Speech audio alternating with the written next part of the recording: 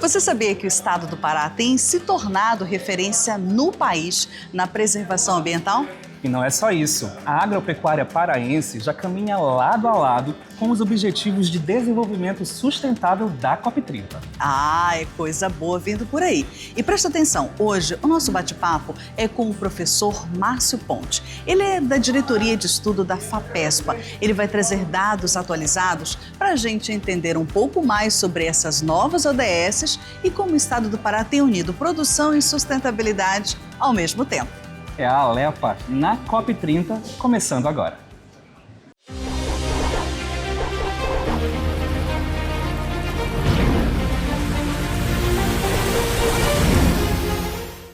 E a gente já está aqui com o nosso convidado especial, professor Márcio Ponte. Meu amigo, que pai d'égua te ter sempre aqui.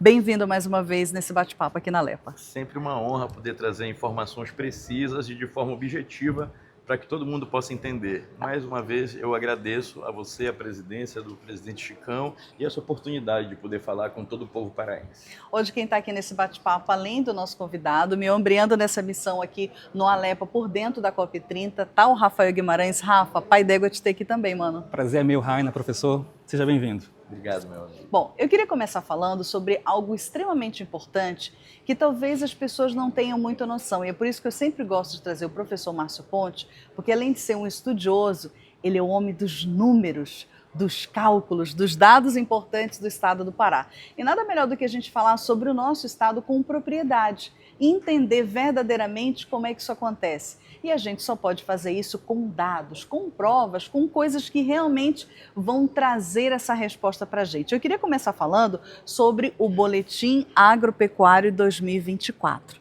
Você que gerenciou esse boletim, esses dados precisos, para as pessoas que estão acompanhando a gente, que boletim é esse? O que a gente pode trazer de interessante? Bem, muito boa pergunta primeiro, né, Raina? Chegando sempre com perguntas bem abrangentes para mostrar logo para que nós viemos aqui. Então, é justamente trazer essas informações.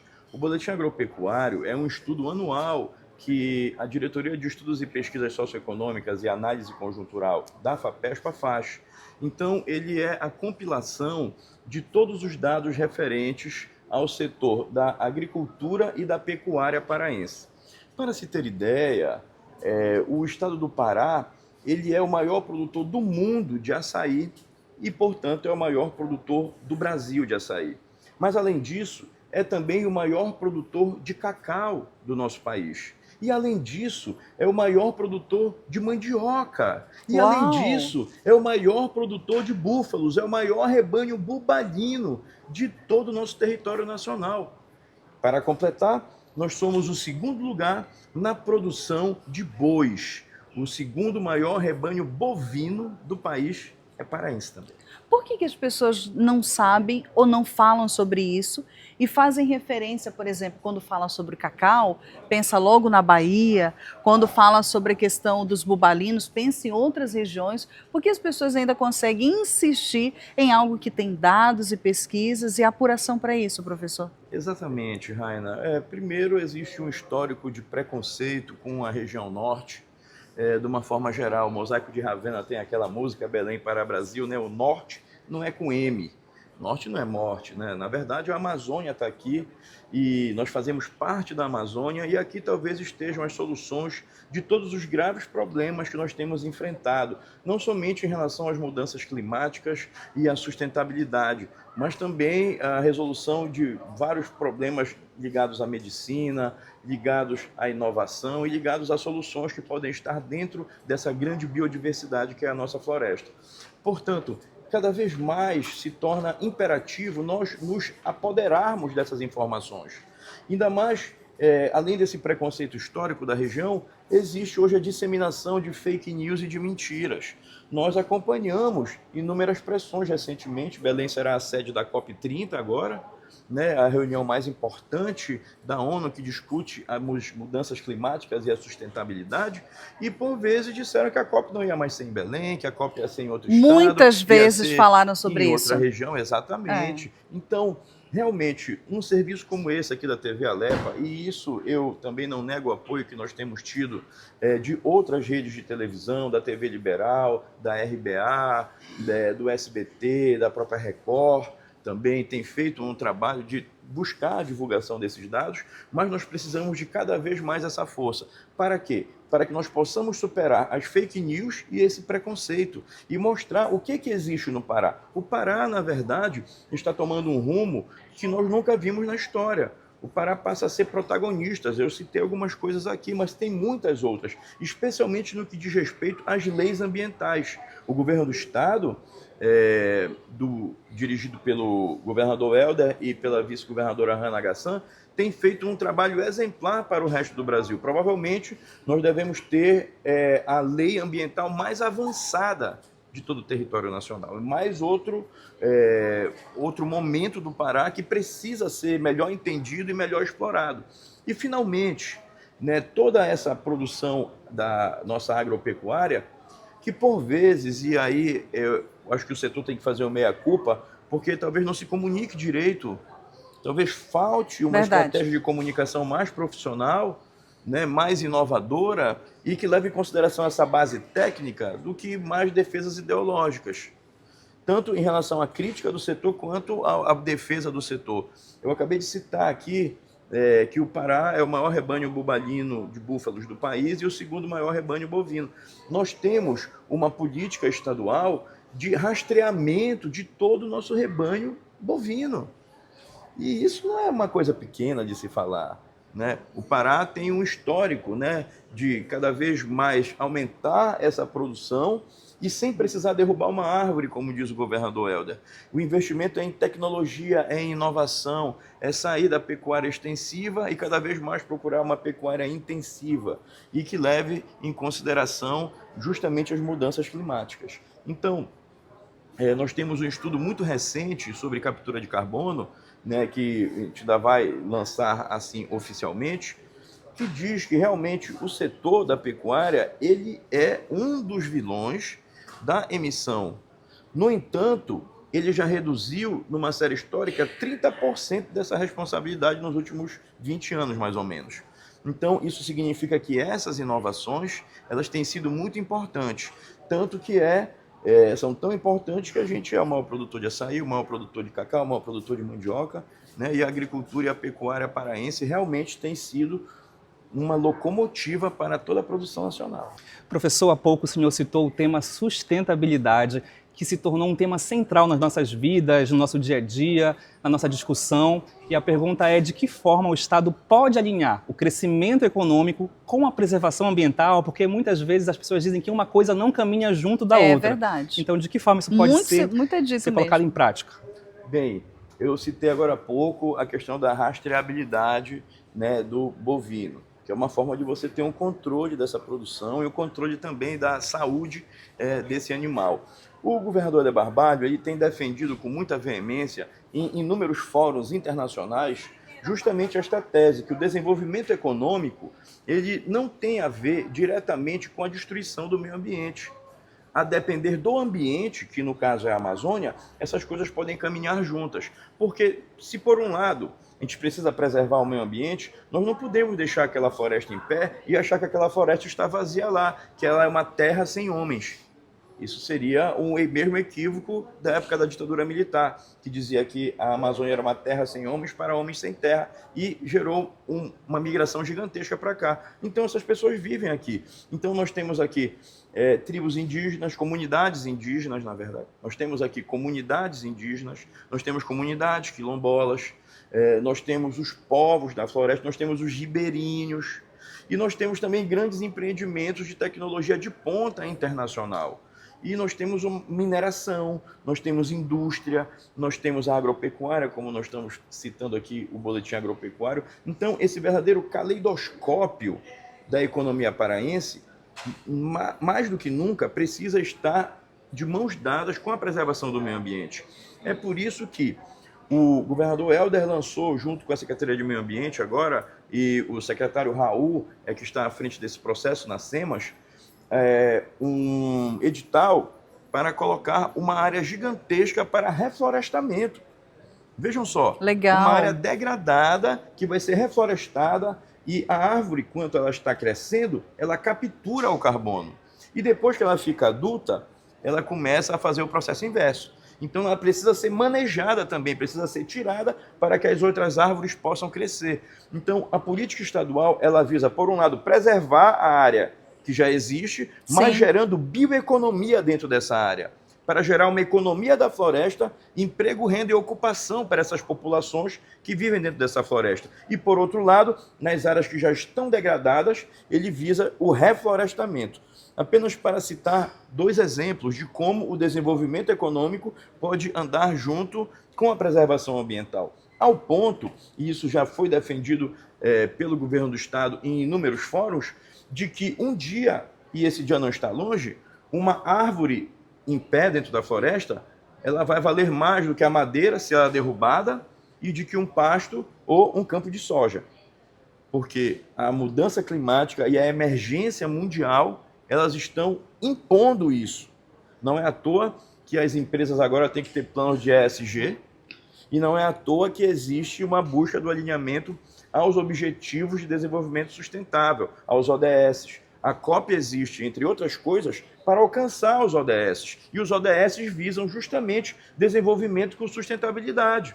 Erradicação da pobreza, fome zero, igualdade de gênero, saneamento, vida na água, vida na floresta, instituições fortes como a Assembleia Legislativa para a promoção dos direitos humanos e da paz, e instituições parceiras para fazer os outros ODS acontecerem, como é o caso do Instituto ODS Amazônia, que eu honrosamente estou presidindo agora, cuja tarefa principal, e nós temos feito diligências em inúmeras instituições, universidades, é levar a pauta dos ODS para dentro do cotidiano das pessoas. A COP existe para alcançar os ODS, mas ela é um evento muito importante. Mas depois da COP, os ODS continuam e continua essa busca para a construção de um novo mundo e de um mundo melhor para todos. Professor, eu aqui, aproveitando a deixa do Rafa, eu ia fazer uma pergunta que o senhor acabou respondendo, mas é muito interessante para você que está acompanhando a gente em casa. Às vezes é difícil entender alguns termos, ODS, a COP em si, como é que isso vai funcionar na prática. E por isso que nós trouxemos o professor Márcio Ponte aqui, porque além dele trazer dados reais do estado do Pará, traz uma tradução do que realmente a COP tem de importância. E eu não estou falando só porque acontece em Belém, porque isso já é um outro ponto, mas é importante para a Amazônia. E quando eu digo Amazônia, como bem disse o professor, é a floresta, são as pessoas e como isso pode trabalhar numa grande sinergia, porque é possível sim trazer esse desenvolvimento, garantir a sustentabilidade e cuidar das pessoas. O ponto que eu queria trazer aqui, professor, o senhor falou sobre o trabalho do parlamento nessa condicionante de trabalhar unidos. Estamos falando de uma casa que é plural, obviamente, mas mesmo assim nós temos um alinhamento. O presidente da casa, o deputado Chicão, ele sempre trabalha com essa perspectiva do conversar, do ouvir, do trazer essa prerrogativa para uma rodada de conversas. Eu queria que você falasse um pouquinho sobre a importância desse parlamento que se une nesse contexto e como é que isso vai refletir também para um evento importante em Belém em novembro. Sim, o papel do parlamento é fundamental, porque o executivo só está obtendo esse êxito na execução e colocar em prática essas políticas públicas relacionadas ao meio ambiente, a mudanças climáticas e à sustentabilidade, porque tem um parlamento que caminha junto. Ao ponto de ter uma presidência, e aí nós devemos dar os parabéns ao presidente Chicão, que é muito habilidoso tanto com a situação quanto a oposição, ao ponto de ser praticamente uma unanimidade entre seus pares, desde aqueles mais radicais oposicionistas até aqueles que fazem parte da base do governo. Ora, para o executivo conseguir aprovar uma lei, ele precisa passar pelo parlamento, porque assim está imposto os imperativos da República do Estado Democrático de Direito. Então, o papel do parlamento passa a ser não somente fundamental em votar e apoiar essas medidas que são benéficas para o desenvolvimento econômico e para a preservação do meio ambiente do executivo, como também, em diversas vezes, tem um papel até de protagonista. quando coloca um projeto para ser votado e este projeto visa beneficiar justamente o meio ambiente e o desenvolvimento sustentável. Ora, cada vez mais os Objetivos de Desenvolvimento Sustentável, que são 17 objetivos elencados pela ONU desde 2015, na conferência que houve em 2015, eles são perseguidos para serem alcançados até 2030. Isso significa que cada vez mais as instituições deveriam se alinhar aos Objetivos de Desenvolvimento Sustentável. Os programas de governo, por exemplo, dos candidatos, nós temos eleição de 2 em 2 anos.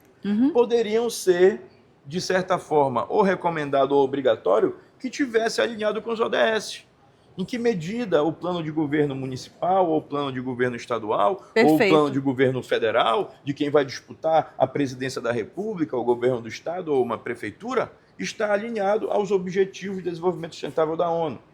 A COP, que é a principal reunião que discute o meio ambiente e as mudanças climáticas da ONU, onde se tomam decisões a respeito disso, como o Acordo de Paris, que é a redução da temperatura também do planeta que tem aquecido, por isso essas enchentes e essa crise não alcança somente os países em desenvolvimento, mas ela está atacando Paris, que está cheia de desigualdades, muitos assaltos, muita violência, Londres, que teve o seu sistema... E a gente acha que é só no Brasil. E a gente acha que é só aqui, né?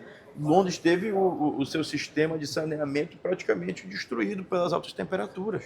Sim. Que vai ter que ser refeito. Então, a gente vê essa crise alcançando Belo Horizonte, Rio de Janeiro, São Paulo. Não é só nos lugares pobres, a crise é de todos. Então, urge cada vez mais... Ela é democrática, a crise. Ela é, infelizmente, ou melhor, felizmente, porque isso obriga a buscar uma solução conjunta também.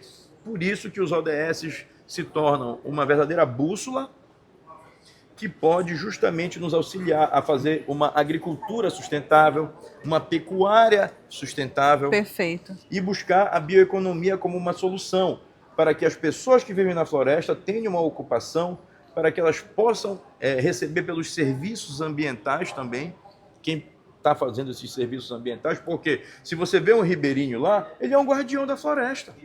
É isso mesmo. A gente tem uma legislação de 2007 que criou a Política Nacional dos Povos e Comunidades Tradicionais.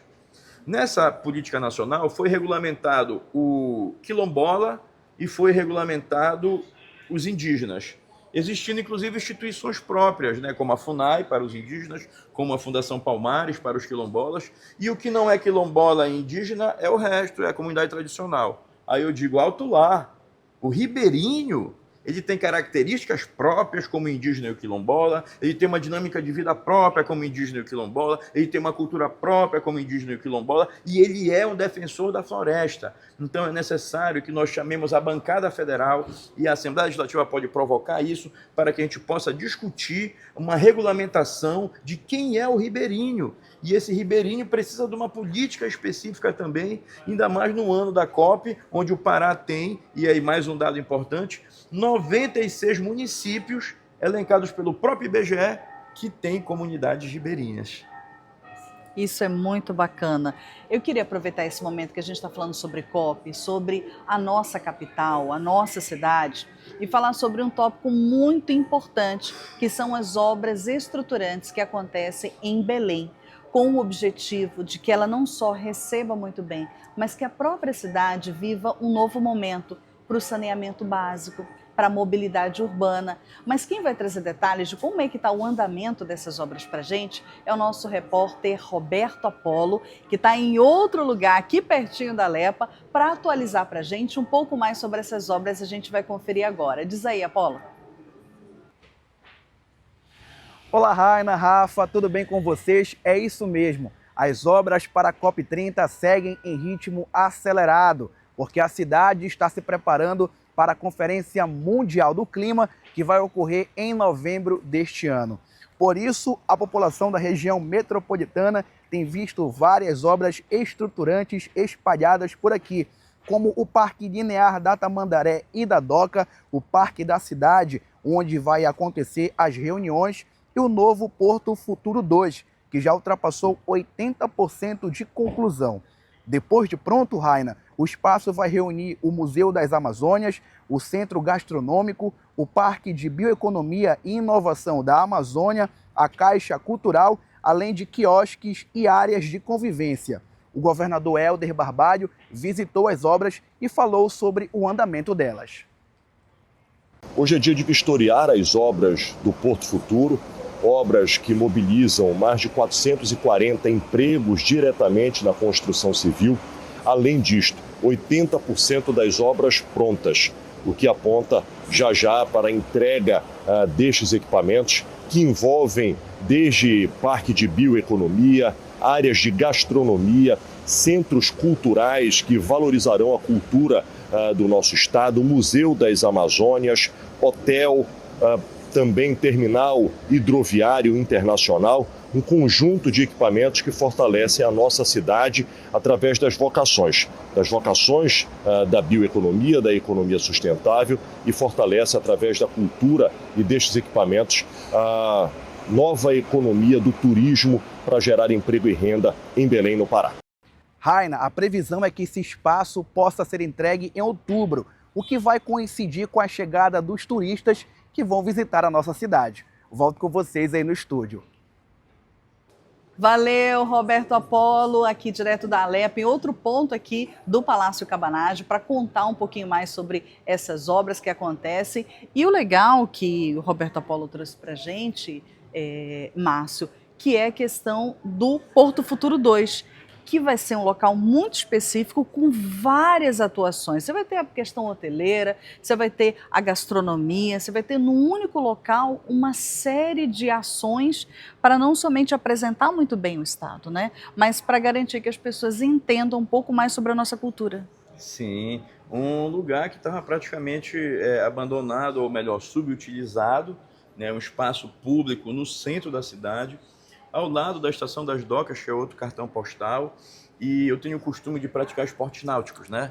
Sim. É um hobby que eu tenho, né? Então, assim, sempre que eu posso, às vezes até dia de semana... É um peixe. É um verdadeiro peixe. Eu desço, vou para a água e dou uma volta ali na frente da cidade, faço minha oração para a Virgem Maria, que eu sou devoto de Nossa Senhora de Nazaré, e aproveito para fazer isso, né? E eu tenho acompanhado, é bem interessante quando você vê da água a cidade, né? Como Belém é uma cidade linda, como Belém está incrustada entre a floresta e o rio, como diz a poesia do Rui Barata, esse rio é minha rua, entrecortadas pelos seus canais, né? Entrecortada por essa exuberância toda da floresta, da fauna, do clima. De repente cai uma chuva torrencial, de repente faz o sol, e Belém tem dessas coisas. E o Porto Futuro 2 realmente é um presente fantástico para a nossa cidade, né?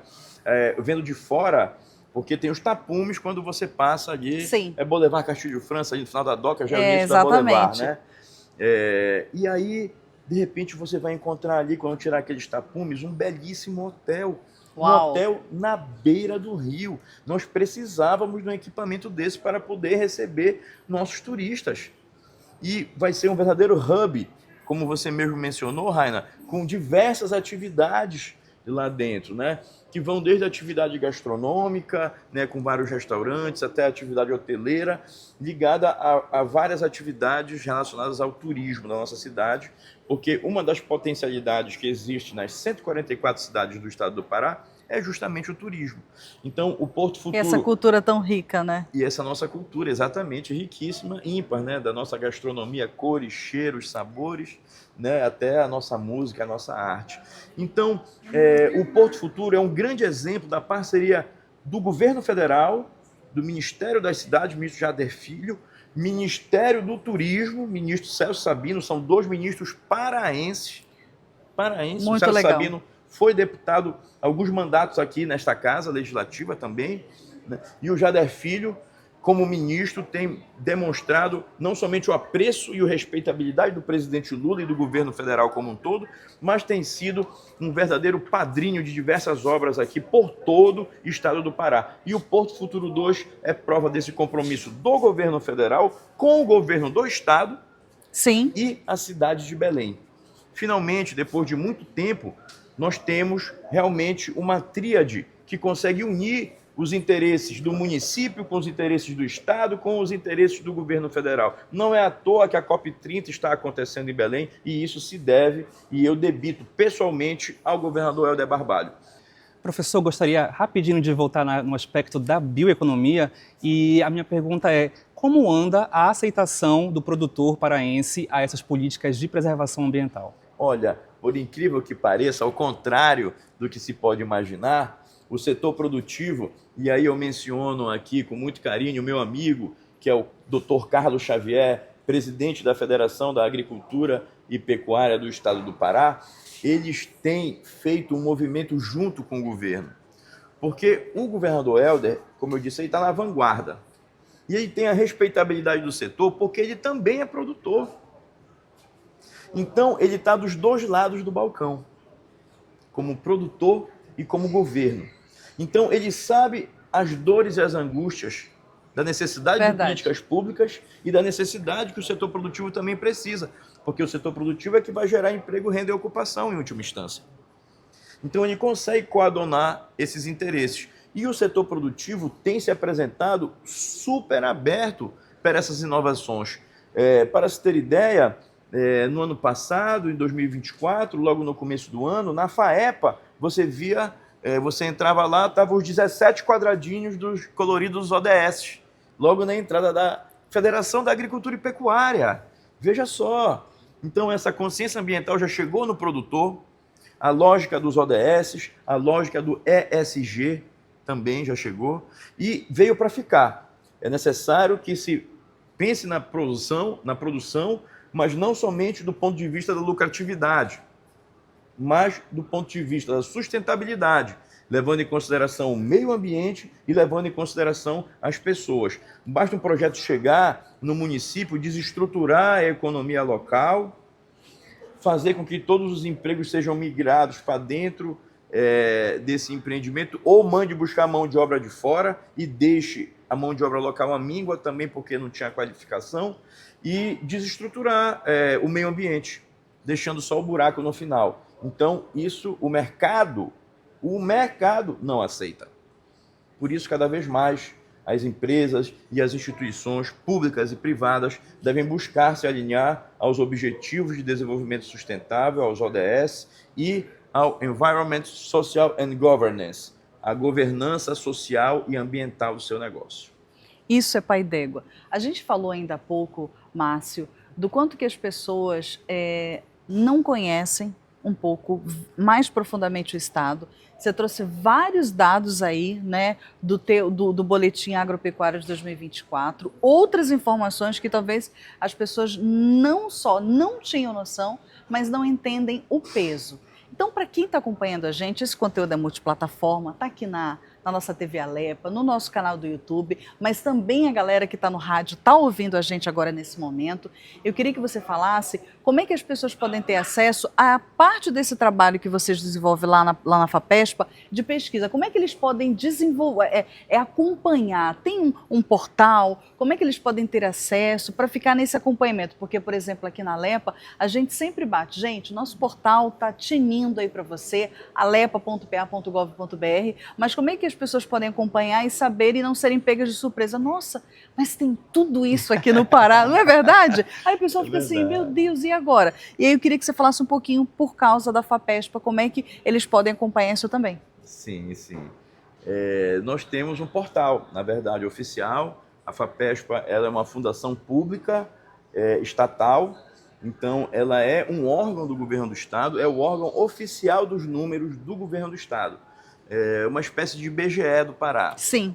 E ela é uma agência de fomento, então ela fomenta a pesquisa. As universidades e instituições de ciência e tecnologia apresentam pesquisa, precisam de bolsistas, precisam de laboratório, insumos, a FAPESPA banca.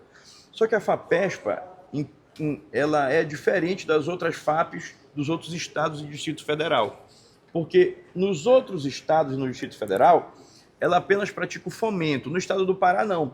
Se você acessar fapespa.pa.gov.br, você acessa a nossa plataforma lá, ou vai lá no Google, dá uma googlada, né? Sim. Bota FAPESPA lá no Google, vai ser o primeiro título que vai aparecer. E tem uma aba lá no site, lá você vai encontrar notícias, lá você vai encontrar a nossa produção e tem uma aba chamada publicações. Lá estão todos os boletins, não somente o boletim agropecuário, como o boletim da indústria, Legal. o boletim da mineração, Isso é ótimo. o boletim da segurança pública, o boletim da saúde. Então, o nosso principal consumidor é a CEPLAD.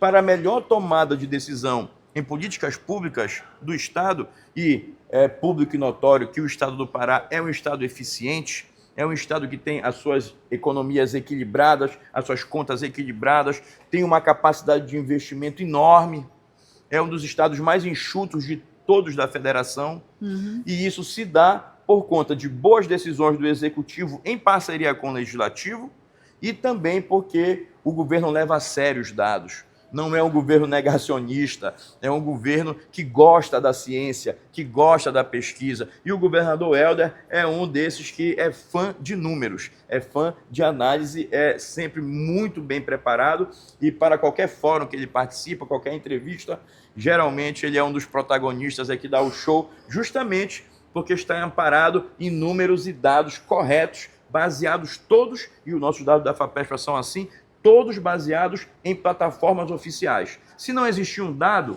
aí a gente conversa com o presidente, que é o professor Marcel Botelho, ele conversa com a doutora Hanna, que é a vice-governadora, que é a responsável pela execução da COP, falamos da necessidade da demanda, chega para o governador e ele autoriza. Por exemplo, Belém não tinha um mapa gastronômico. Sabiam disso? Não existia isso. Então, levamos a demanda, o governador autorizou, a vice-governadora também, e nós produzimos um projeto chamado Papa Chibé, que é o mapa gastronômico de Belém. Por um lado, é uma pesquisa socioeconômica, fomos a 2.500 estabelecimentos, fazer o levantamento socioeconômico da realidade, de quanto esse setor produz de emprego, de ocupação, de renda, quais as especialidades gastronômicas, e vamos fazer uma espécie de páginas amarelas, uma lista telefônica e de endereços numa plataforma para você poder achar o restaurante que você quiser na cidade. Desses que foram, e os que não entraram na pesquisa, tem uma aba no site que eles vão poder se cadastrar e Maravilha, entrar. isso é ótimo. Por outro lado, nós fizemos mapas temáticos, e olha, isso foi um investimento altíssimo, para que você, no mapa da cidade de Belém, você possa ver a rota do peixe com açaí, você possa ver a rota do café com a tapioca, de algumas especialidades. Facilitando, que são características nossas, você passa o mouse, aí lá no mapa não cabe todo mundo, por óbvio, né? Foi selecionado através de uma consultoria também, elencou alguns estabelecimentos, né, que são mais relevantes, mais tradicionais, para fazer parte dessa rota. Então, no mapa tem alguns estabelecimentos, mas no catálogo tem todos. Que fizeram parte da pesquisa, os que vão ser convidados a serem inscritos também novamente, né? Houve uma grande cobertura da imprensa à época da pesquisa, que foi meados do mês de janeiro e fevereiro, e agora eu tenho certeza que a imprensa vai nos apoiar na divulgação do site, na divulgação desse outro serviço. Por que eu mencionei isso finalmente? Porque se não tem o dado disponível numa plataforma oficial, nós vamos lá produzir o dado. É sobre isso. Pesquisa, trabalho sério. Gente, quão bom a gente entender que o estado do Pará é muito melhor ainda do que a gente imaginava, né? É muito mais pai d'égua. Gente, hoje a gente está aqui nesse bate-papo super legal com o Márcio Ponte, ele que é um estudioso do estado do Pará. Eu chamo ele assim de estudioso do estado do Pará, porque ele entende com base de dados reais importantes através da FAPESP.